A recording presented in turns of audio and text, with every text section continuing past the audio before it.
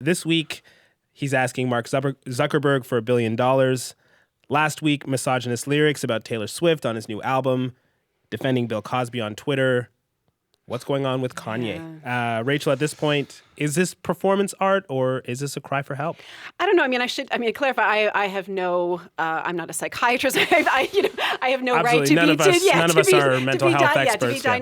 But I do think that there is something troubling and erratic in the behavior. And I think having watched other celebrities and having watched other artists like, Amy Winehouse, Whitney Houston, have very public troubles and watch them decline in public, there's something about what Kanye West is doing in this sort of increasingly erratic behavior that feels like there's something, maybe more troubling going on. I think it's gone beyond the point of, he's just a narcissist with a big, big ego and he says things that are outrageous from time to time. Mm-hmm. I mean, in the new album, there's actually a lyric about taking Lexapro, which is a drug that people take for depression and anxiety. So there does seem to be this element of watching somebody really grappling with, his mental health. And it's troubling. I find it very troubling to watch.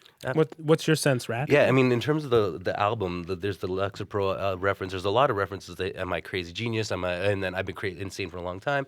And also, I mean, just listening to the tracks, it's like the mood swings within the track between beat and his voice. You feel like the album's about someone grappling with pressures, anxieties of his own position. And in those tweets, I mean, again, I'm not certified. I don't have a doctor's pad. I'm not writing prescriptions. But I've had friends who have had these kinds of struggles. And the behavior Kanye is showing on Twitter reminds me exactly of that. And that's what I think there is a reason to be concerned here. I have a different, to me, it's more traditional. To me, I think in a horrible way, but I think if you look at the history of pop music from rock and roll on, from the Rolling Stones on, the question of pop music is how cool do I have to be able to treat women like garbage? Right. This was something like, did anyone ask about the Rolling Stones that when they put black and blue and a woman beaten up on a sign for their album with a woman beaten up on Sunset Boulevard, did they say, is there mental health issues here? I don't think they did. I think there's a certain kind of, this is actually a very traditional kind of pop music thing in a horrible way. We're just dealing with it in a world where we thought we didn't have to tolerate this anymore. But I don't think it's just the stuff. I don't think it's just the misogynistic stuff, whether it's about Taylor Swift or about Amber Rose, because he's sort of, gone off on his ex-girlfriend as well. To me, it's, which again, I think is kind of par for the course in a lot of pop culture and doesn't make it right, but I think it's there and it's present.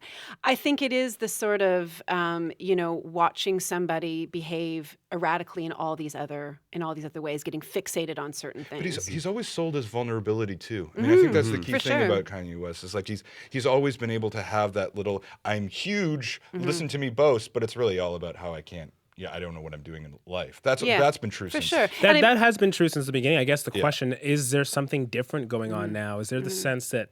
Well, I think it also asks the question of, what do we do as audience watching somebody struggle, right? And again, I think that you can sort of, again, look back at someone like, Amy Winehouse or Whitney Houston and think, like, remember when Whitney Houston had the reality show and she was not behaving in ways that were okay, and was really, really troubled. And Britney Spears before she had her breakdown. There are all these people that we've watched have these very public meltdowns, and there's an uncomfortable position as an audience to think, do we have a role or responsibility in this? Like it's very strange. Especially because he's seeking a reaction. Right? Of course. Everything he's doing is seeking a reaction. Look, we're here talking about it. He's getting a reaction out of all of us. Well, it is fascinating. And I think this too is actually very traditional. This goes back to Byron and was he mad? Was he insane? Or was he just genius?